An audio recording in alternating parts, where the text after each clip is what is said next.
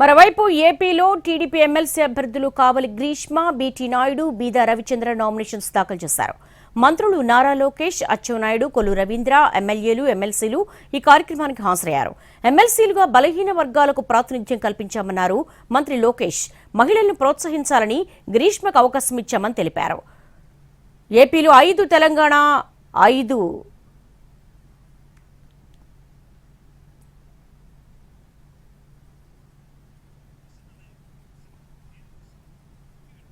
TDP MLC అభ్యర్థులు కావలి Greeshma, BT Naidu, బీదా Ravichandra nominations దాఖలు చేశారు. దీనికి సంబంధించి విజయవాడ నుంచి మా ప్రతినిధి ప్రసన్నను అడిగి మరిన్ని వివరాలు తెలుసుకుందాం.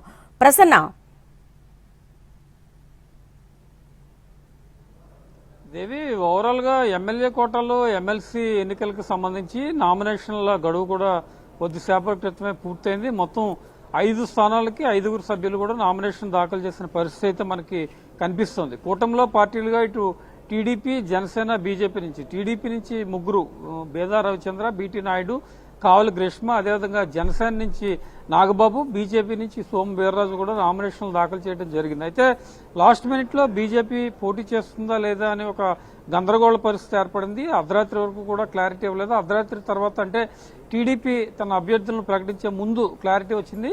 అభ్యర్థిని ప్రకటించే విషయంలో సోము వీర్రాజు, మాధవ్, మాలతీరాణి ఇలా కొన్ని పేర్లు వినిపించాయి. కానీ ఫైనల్ గా సోము వీర్రాజును ఈరోజు ఉదయం 10:30-11 గంటల ప్రాంతంలో ఫైనలైజ్ చేయడం, ఆయన వెంటనే హుటాహుటిన అటు పార్టీ ఆఫీస్కి వెళ్ళటం, ఇటు నామినేషన్ దాఖలు చేయడం కూడా జరిగింది. బీజేపీ అభ్యర్థి విషయంలో కొంత లేట్ ప్రాసెస్ ఉందని చెప్పుకోవచ్చు. జనరల్ గా ఏంటంటే నామినేషన్లు ముందు రోజు అర్ధరాత్రి వరకు కూడా కొన్ని పేర్లు ఫైనలైజ్ అవ్వని పరిస్థితి ఉంటుంది. ఆ రోజు అర్ధరాత్రిలోపు ఫైనలైజ్ అయిపోతే మర్నాడు ఉదయం వచ్చి నామినేషన్ వేస్తారు. కానీ ఇవాళ బీజేపీ యాంగిల్లో కొంత చర్చ జరిగింది. ఎవరికి ఎమ్మెల్సీగా అవకాశం ఇవ్వాలి. ఆల్రెడీ సోము వీర్రాజు గతంలో ఎమ్మెల్సీగా పనిచేసిన అనుభవం ఉంది. అదేవిధంగా మాధవ్ కూడా అనుభవం ఉంది. బీసీ క్యాండిడేట్ల నుంచి ఎవరినైనా పంపితే ఎలా ఉంటుందనే చర్చ జరిగింది. కానీ కూటమిలో టీడీపీ ఆల్రెడీ ఇప్పటికే 2 బీసీలకు ఇచ్చింది కాబట్టి బీజేపీ నుంచి మరో బీసీ అవసరం లేదు అని యాంగిల్లో ప్రస్తుతం కాపు సామాజిక వర్గం నుంచి సోము వీర్రాజుకి అవకాశం ఇచ్చారు. ఓవరాల్ గా చూస్తే కనుక మనకి కూటమిలో 2 కాపు సామాజిక వర్గం నుంచి ఉన్నారు, 2 బీసీ సామాజిక వర్గం, మరొకరు ఎస్సీ సామాజిక వర్గం. మొత్తం 5 కూడా ఈ ఎమ్మెల్సీలకు సంబంధించి నామినేషన్లు దాఖలు చేయడం జరిగింది. రేపు నామినేషన్ల పరిశీలన కార్యక్రమం ఉంటుంది. 13వ తారీఖు నామినేషన్ల ఉపసంహరణకి గడువు, 20వ తారీఖు ఎన్నికలు జరుగుతాయి. అయితే మనకు ఉన్న ప్రస్తుతం ఉన్న పరిస్థితి ప్రకారం ప్రాసెస్ ఏంటంటే కేవలం నామినేషన్ స్క్రూటినీ వరకే చూసుకోవాలి. ఎందుకంటే ఇప్పుడు వేస్తున్న వాళ్ళలో ఎవరు కూడా విత్డ్రా చేసుకునే వాళ్ళు ఎవరు లేరు, వేరే పార్టీ కూడా ఏమీ వేయలేదు. కాబట్టి 5 కూడా ఏకగ్రీవంగా ఎమ్మెల్సీలు అయ్యే పరిస్థితి మనకి కనిపిస్తుంది. కానీ అధికారికంగా వాళ్ళు ప్రకటన చేసిన తర్వాత మనం మాట్లాడాలి కాబట్టి ఈ 5 ఏకగ్రీవంగా ఎన్నికయ్యే ఛాన్స్ కనిపిస్తోంది.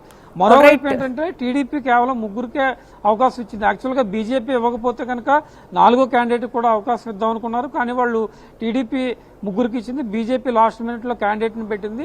టీడీపీలో కొంతమంది అసంతృప్తివాదులు ఉన్నారు. వారు బయటికి కొంత అసహనం, అసంతృప్తి వ్యక్తం చేశారు. పిఠాపురం వర్మ కావచ్చు, దేవినేని ఉమ్మ కావచ్చు, కొంతమంది అయినప్పటికీ కూడా వాళ్ళని తర్వాత బొజ్జగించడం, పరిస్థితులు చక్కబడడం జరిగింది. వచ్చేసారి వచ్చి కోటలో వాళ్ళకి న్యాయం చేస్తామని కూడా